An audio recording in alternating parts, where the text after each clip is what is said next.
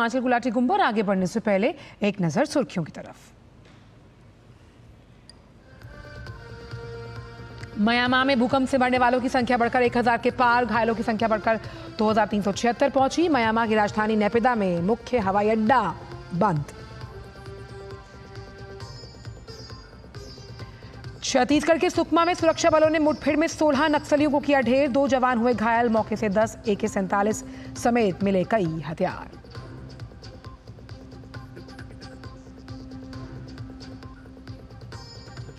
राष्ट्रपति द्रौपदी मुर्मू ने पर्यावरण पर राष्ट्रीय सम्मेलन का किया उद्घाटन। कहा, आने वाली पीढ़ियों के लिए स्वच्छ पर्यावरण की विरासत देना हमारा दायित्व।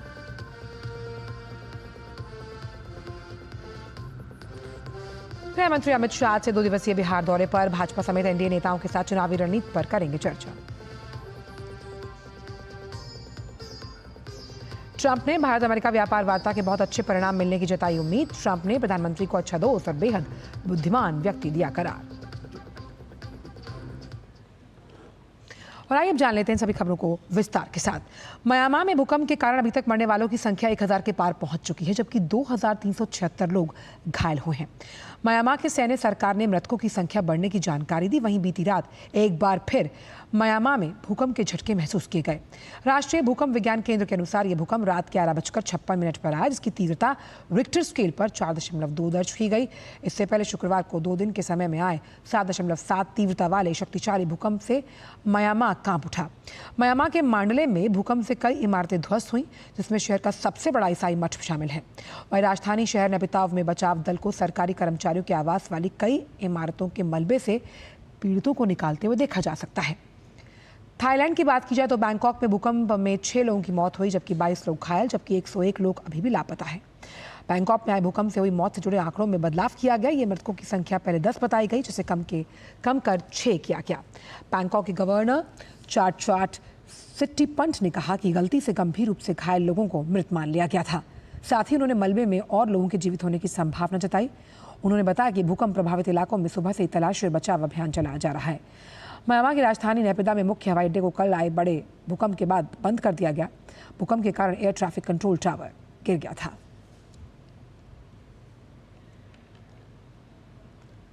भारत ने म्यांमार को मानवीय सहायता के तहत 15 टन राहत सामग्री भेजी। ऑपरेशन ब्रह्मा के तहत भारत ने सबसे पहले रिस्पॉन्डर की भूमिका निभाते हुए म्यांमार को सहायता भेजी है। 15 टन सहायता सामग्री यंगून पहुंच चुकी। ये राहत सामग्री भारतीय वायुसेना के C-130J विमान के हिंडन एयरबेस से भेजी गई। इस सहायता का उद्देश्य म्यांमार में जारी मानवीय संकट को कम करना है।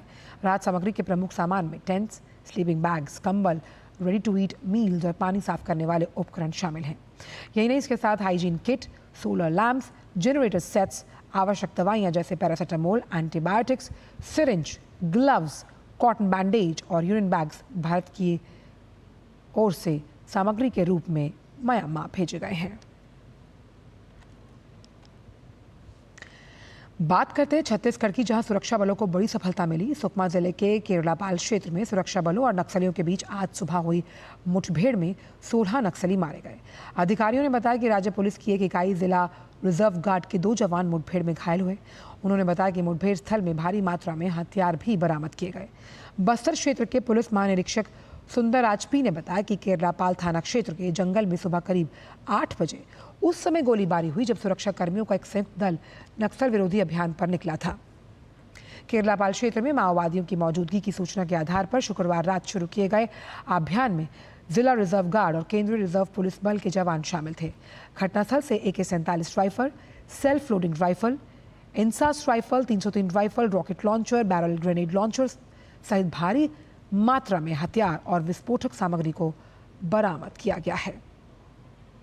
जारी है और इसमें अभी तक 16 नक्सलियों के शव बरामद किए गए हैं। AK-47 SLR इंसास जैसे ऑटोमेटिक वेपन इस मुठभेड़ में बरामद किए गए हैं और नक्सलियों की शिनाख्ती जारी है। जवान घायल है, उनको मतलब आगे उपचार के लिए रवाना किया जा रहा है। लगभग 25 से 30 नक्सली होने की जानकारी थी। और इसी मुद्दे पर बात करने के लिए हमारे 2 संवाददाता हमारे साथ जुड़ गए हैं, सोमेश पटेल और साथ ही साथ सुधाकर दास। सोमेश, सबसे पहले आपका रुख करना चाहेंगे, नक्सलवाद को खत्म करने के लिए जो जीरो टॉलरेंस नीति अपनाई गई है, लगातार सुरक्षा बलों को उसमें सफलता मिलती हुई। पहले आपको मैं बताऊं, जिस तरह से केंद्रीय गृह मंत्री अमित शाह ने कहा कि 2026 तक नक्सलवाद का खात्मा कर दिया जाएगा, जिसके बाद सुरक्षा बल के जवान बस्तर के कोर इलाकों में घुसकर नक्सलियों का इनकाउंटर कर रहे हैं। और दूसरी तरफ आज जिस तरह से जो मुठभेड़ हुई है छत्तीसगढ़ के दंतेवाड़ा, सुकमा और सीमावर्ती इलाकों में, सुरक्षा बलों को यह सूचना मिली थी कि जो सुकमा के जंगलों में करीबन 25 से ज्यादा नक्सलियों की छुपने की खबर है, जिसके बाद सुरक्षा बलों ने एक ज्वाइंट ऑपरेशन किया गया। इस ज्वाइंट ऑपरेशन में डीआरजी और सीआरपीएफ की टीम मौजूद थी और उस इलाके में सर्चिंग उनके द्वारा किया गया। और लगातार जो नक्सली और सुरक्षा बल के बीच में जो मुठभेड़ हुई, करीबन सुबह 8 बजे से लेकर यह मुठभेड़ अभी भी जारी है और सुरक्षा बलों ने इस मुठभेड़ में 16 नक्सलियों को इनकाउंटर में मार गिराया है और नक्सलियों की बॉडी भी रिकवर हो गई है। सुरक्षा बलों को बड़ी सफलता मिली और नक्सलियों के पास से कई आधुनिक हथियार AK-47 समेत कई आधुनिक हथियार भी बरामद हुए हैं। दूसरी तरफ साल 2024 हो या साल 2025, जो नक्सली हैं उनके लिए काल बनकर आया है। नक्सलियों की उल्टी गिनती शुरू हो गई है। बस्तर के कोर इलाकों में घुसकर सुरक्षा बल के जवान लगातार इनकाउंटर कर रहे हैं। दूसरी तरफ बड़ी संख्या में नक्सली गिरफ्तारी भी हो रही है और आत्मसमर्पण कर रहे हैं। मैं आंकड़ों की बात करूं, चाहे 2024 हो या 2025 में, सुरक्षा बलों ने 2025 में अब तक जो करीबन 2-3 महीनों में 217 नक्सलियों का इनकाउंटर किया है, 500 से ज्यादा नक्सलियों की गिरफ्तारी हुई है और 1100 से ज्यादा लोगों ने आत्मसमर्पण किया है। तो कहीं ना कहीं सुरक्षा बल के जवान नक्सलियों के कोर इलाके में घुस रहे हैं और नक्सलियों का इनकाउंटर कर रहे हैं। सुरक्षा बलों को बड़ी सफलता भी मिल रही है और एक तहत यह भी कहा जा सकता है कि जो सरकार की पुनर्वास नीति है, पुनर्वास नीति के तहत जो बड़ी संख्या में नक्सली आत्मसमर्पण कर रहे हैं और पुनर्वास नीति की योजना का लाभ भी मिल रहा है। और एक सबसे महत्वपूर्ण बात आंचल आपको बताऊं, जो नक्सली है जो बड़ी संख्या में आत्मसमर्पण करते हैं, उनके माध्यम से इनपुट मिल रहा है। और नक्सलियों ने कभी सोचा भी नहीं था कि जो नक्सलियों का जिस इलाका, जो कोर इलाका है, उस इलाकों में सुरक्षा बल के जवान घुसकर लगातार उनका इनकाउंटर कर रहे हैं। कुछ समय पहले आपने देखा होगा पूर्ववर्ती गांव है, बहुत अहम बात आप कह रहे हैं कि जो कभी नक्सली थे अब उन्हें मुख्य धारा में जोड़ा जा रहा है, कर रहा था बिल्कुल, और उन्हीं से कहीं ना कहीं टिप मिलता हुआ। लेकिन सवाल यहाँ पर यह कि सुकमा अपने आप में एक संवेदनशील इलाका है और ऐसे में भारी मात्रा से वहां पर विस्फोटक मिलना अपने आप में ये बहुत बड़ी उपलब्धि है सुरक्षा बलों की कि कोई और बड़ी घटना को नक्सली अंजाम दे सकते थे। क्या अभी भी मुठभेड़ जारी है और कितने और नक्सलियों के छुपे होने का अंदेशा जताया जा रहा है? आंचल, आपने देखा होगा कि बस्तर में सुरक्षा बलों को बड़ी सफलता मिली और आज जिस तरह से इनकाउंटर हुआ है, जो सुरक्षा बलों को यह सूचना मिली थी कि दंतेवाड़ा और सुकमा की सीमा पर 25 से ज्यादा नक्सली छुपे हुए हैं और जिसके बाद सुरक्षा बलों ने एक ऑपरेशन लॉन्च किया और ऑपरेशन लॉन्च करने के बाद उस इलाके में पहुंचते हैं और सुरक्षा बल के जवान 16 नक्सलियों को मार गिराते हैं। कुछ दिन पहले जो सीमावर्ती क्षेत्र है बीजापुर जिला, बीजापुर में भी कई नक्सली मारे गए थे। मैं अगर एक आंकड़ा भी बताऊं तो करीबन बीजापुर जिले में ही जो 3-4 महीनों में 57 नक्सलियों को सुरक्षा बलों ने मार गिराया है। और सुकमा भी इलाका है, सुकमा भी इलाका नक्सलियों का कोर इलाका हुआ करता था, उस इलाके में भी सुरक्षा बल के जवानों को बड़ी सफलता मिल रही है।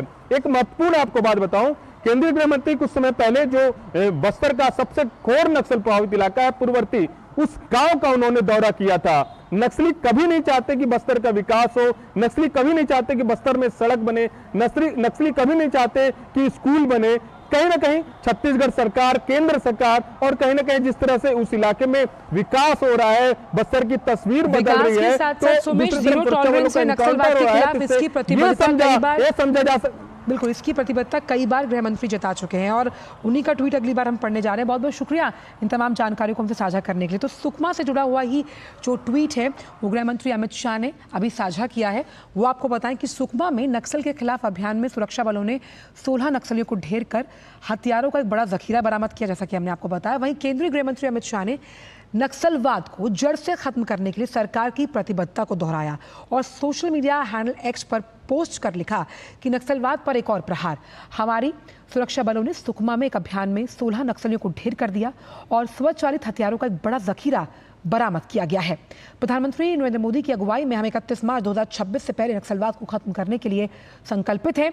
हथियार रखने वालों से मेरी अपील है कि हथियार और हिंसा से बदलाव नहीं आता, केवल शांति और विकास ही बदलाव ला सकते हैं। और इसी पर बात करने के लिए फोन लाइन पर मौजूद है हमारे संवाददाता सुधाकर दास। सुधाकर, अमित शाह ने कहा कि हथियार और हिंसा से बदलाव नहीं आ सकता, शांति और विकास से ही उस बदलाव की आशंका, उस बदलाव की दरकार है जो छत्तीसगढ़ के विकास की सबसे बड़ी जरूरत है। बिल्कुल आंचल। और अब देखिए, इससे पहले 20 मार्च को बीजापुर कांकेर में 26 से 30 नक्सलियों को मार गिराया था सुरक्षा बलों ने, और उसके 8-9 दिनों के बीच ही ये दूसरी बड़ी घटना हुई है जिसमें सुरक्षा बलों को बड़ी कामयाबी मिली है। 16 नक्सलियों को मार गिराया गया है। और ये ऐसे इलाके थे एक वक्त में आंचल जहां आप कल्पना नहीं कर सकते थे कि सुरक्षा बल जा सकते हैं, गवर्नेंस वहां तक पहुंच सकता है। लेकिन एक सुनियोजित रणनीति के तहत जिस तरह से सुरक्षा बल आगे बढ़ रहे हैं, और उसी को लेकर गृह मंत्री ने उम्मीद जताई है कि अगले साल 31 मार्च से पहले देश को एक तरह से नक्सलवाद से मुक्त कराया जाएगा। और आंकड़े भी इसकी तस्दीक करते हैं आंचल। साल 2010 के मुकाबले आप देखें अब तक तो 81% से ज्यादा जो नक्सली जो गतिविधियां हैं उसमें काफी डिक्लाइन आया। और ये पूरा साल अगर इस साल की बात करें तो काफी ऑफेंसिव रहे हैं नक्सलियों के खिलाफ हमारे सुरक्षा बल। आपको याद होगा कि दिसंबर में ही अमित शाह बस्तर के इलाकों में गए थे, उन इलाकों में गए थे जहां कभी कोई मंत्री, कोई सरकार नहीं पहुंची थी। और मैं आंचल आपको ये भी बता दूं कि 4 और 5 अप्रैल को फिर से गृह मंत्री अमित शाह छत्तीसगढ़ के दौरे पर जाने वाले हैं, जहां वो पूरी नक्सलवाद को लेकर जो रणनीति बनी है उसकी समीक्षा करेंगे रायपुर में। तो साथ ही साथ वो दंतेवाड़ा है उसके अंदरूनी इलाके में जाएंगे, सुरक्षा कर्मियों से मुलाकात करेंगे, ग्रामीणों से मुलाकात करेंगे।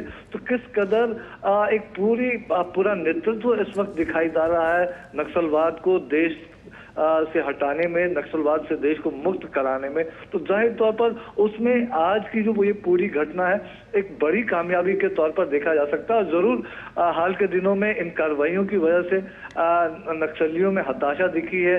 उनकी जो बड़ी लीडरशिप है वो एक तरह से या तो मुठभेड़ में ढेर हो चुकी है या ओल्ड हो चुकी है, और एक नेतृत्व विहीन नक्सलवाद पर एक बड़ा प्रहार करने की तैयारी केंद्र की तरफ से, सुरक्षा कर्मियों की तरफ से की जा रही है।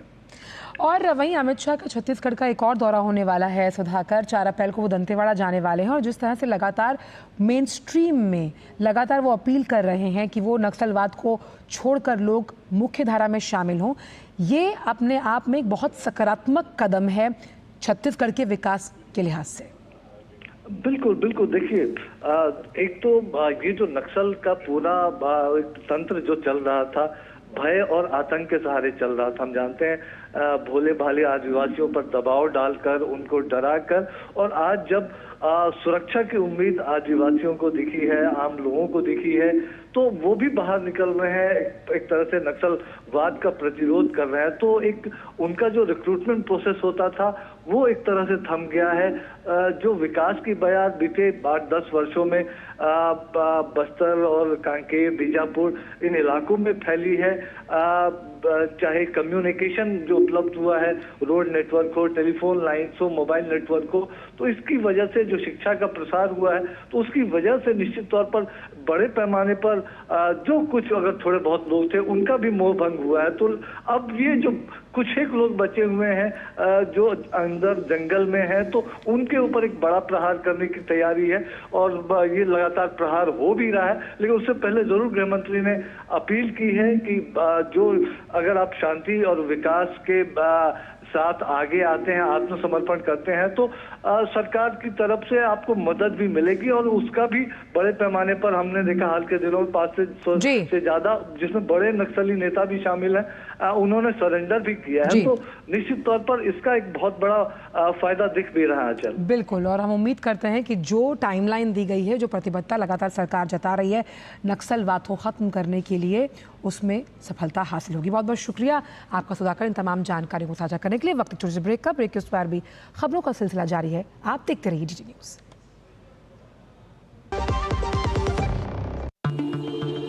Sir 50,000 advance. और इतना कैश तो हम नहीं लाए, और आज बैंक भी बंद है। इलाज है डिजिटल पेमेंट का आसान सा ढूंढ। लेकिन अरे घबराइए मत, सावधानी के साथ करेंगे तो कोई साइड इफेक्ट भी नहीं होगा।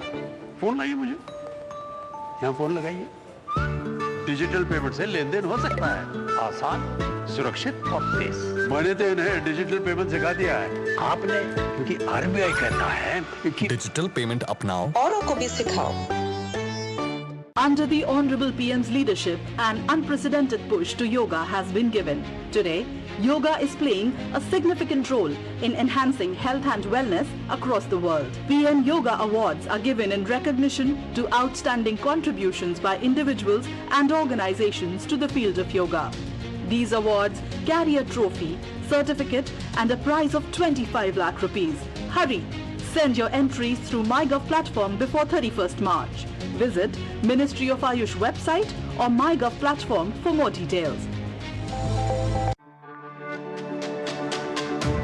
मेरी पसंद, मेरी पसंद, मेरी पसंद, मेरी पसंद, हमारी पसंद। हम सबकी पसंद।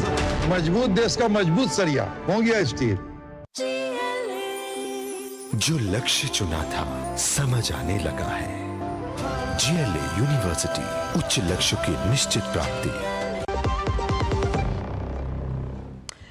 ब्रेक के बाद का स्वागत। महाराष्ट्र सरकार ने गलत या भ्रामक खबरों पर तुरंत कार्रवाई करने के लिए सभी विभागों को दिशा निर्देश जारी किए। ये कदम राज्य प्रशासन और जनता के बीच सूचना के प्रवाह को बेहतर बनाने और गलत सूचना के प्रसार को रोकने के उद्देश्य से उठाया गया। इस दिशा निर्देश के मुताबिक सूचना और जनसंपर्क महानिदेशालय मीडिया के विभिन्न रूपों पर प्रकाशित होने वाली खबरों का विश्लेषण करेगा। यदि कोई खबर तथ्यात्मक रूप से गलत या भ्रामक पाई गई तो DGI PR तत्काल संबंधित विभाग को सूचित करेगा। आपको बताएं कि इस महीने की शुरुआत में महाराष्ट्र सरकार ने समाचार सामग्री का विश्लेषण करने और फीडबैक प्रदान करने के लिए मीडिया निगरानी केंद्र स्थापित करने की घोषणा की। इसके 10 करोड़ रुपए का बजट आवंटित किया गया था। ईद के मौके पर मुस्लिम समाज के लोग एक दूसरे को बधाइयां और गले मिलकर भाईचारे का पैगाम देते हैं। ईद और रमज़ान का अवसर प्रधानमंत्री नरेंद्र मोदी के बचपन की यादों से जुड़ा है। वो कई बार घरेलू और विदेशी दौरों पर मस्जिदों में गए और वहां अपनी सद्भावना व्यक्त कर चुके हैं।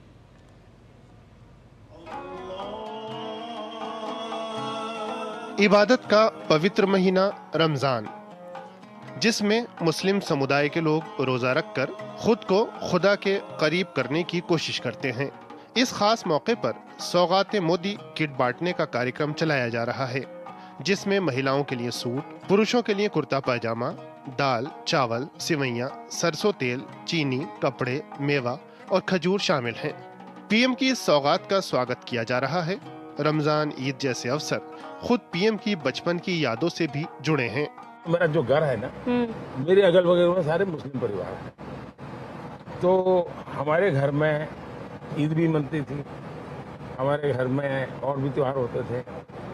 मेरे घर में ईद के दिन खुद का खाना नहीं पकता, सारे मुस्लिम परिवारों से मेरे यहाँ खाना आ जाता था, क्योंकि मेरे परिवार, हम रहते वहीं हैं, मेरा घर वहीं है, मेरे यानी 5 कदम के बाद मुस्लिम परिवार है।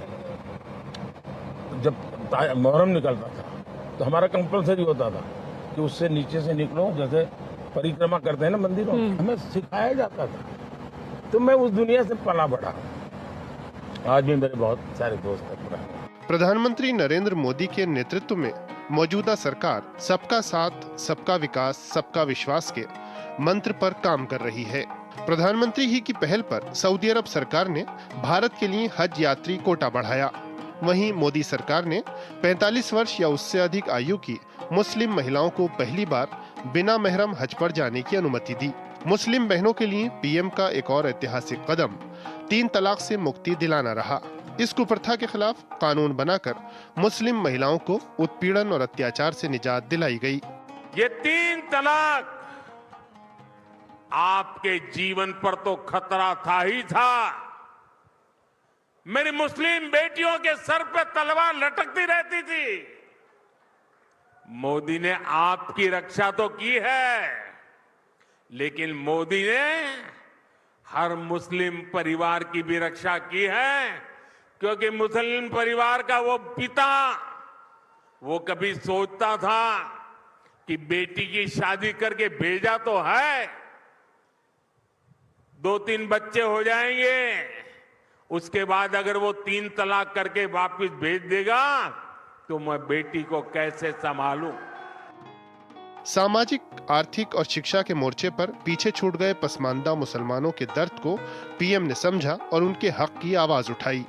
पीएम ने वोट बैंक की राजनीति की वजह से पिछड़ेपन की दलदल में धकेल दिए गए इस समूह के सशक्तिकरण पर जोर दिया। सर्वधर्म सद्भाव की भावना को मजबूती देने के लिए प्रधानमंत्री नरेंद्र मोदी हर साल अजमेर शरीफ में ख्वाजा मोइनुद्दीन चिश्ती की दरगाह पर चढ़ाने के लिए खास चादर भेजते हैं। पीएम ने कई बार घरेलू और विदेशी दौरों पर प्रसिद्ध मस्जिदों का दौरा किया, जिसमें ब्रुनई के बंदर सेरी बेगवान में मशहूर उमर अली सैफुद्दीन मस्जिद, मिस्र के काहिरा में लगभग 1000 साल पुरानी मस्जिद उल हाकिम, सिंगापुर की चूलिया मस्जिद, इंडोनेशिया में स्थित दक्षिण पूर्व एशिया की सबसे बड़ी इस्तकलाल मस्जिद, ओमान की सुल्तान काबूस शाही मस्जिद, संयुक्त अरब अमीरात की प्रसिद्ध शेख जायद ग्रैंड मॉस्क और इंदौर में स्थित सैफी मस्जिद का दौरा शामिल है। प्रधानमंत्री दाऊदी बोहरा समुदाय की लगातार सराहना करते रहे हैं। पीएम ने 10 फरवरी 2023 को मुंबई के मरोल में अल जामियतुस सैफिया के नए परिसर का उद्घाटन किया। अल जामियतुस सैफिया दाऊदी बोहरा समुदाय का प्रमुख शैक्षणिक संस्थान है। प्रधानमंत्री ने तब कहा था कि बदलते समय और विकास के साथ तालमेल बैठाने के पैमानों पर दाऊदी बोहरा समुदाय ने स्वयं को सिद्ध किया है। Bureau report, DD news. Bharat की आर्थिक तरक्की का डंका पूरी दुनिया में बज रहा है। अब चीन ने भी भारत की आर्थिक प्रगति का लोहा मान लिया। भारत में चीन के राजदूत शू फेईहोंग ने भारत को पिछले दशक में अपने जीडीपी को दोगुना करने के लिए बधाई दी। शू फेईहोंग ने एक्स पर लिखा, आईएमएफ के आंकड़ों के अनुसार भारत ने पिछले 10 वर्षों में अपने जीडीपी को दोगुना किया। 2015 में ये 2.1 ट्रिलियन अमेरिकी डॉलर से 2025 में 4.3 ट्रिलियन अमेरिकी डॉलर तक पहुंच दिया। बधाई। और फिलहाल समाचारों में इतना ही। दीजिए इजाजत। नमस्कार।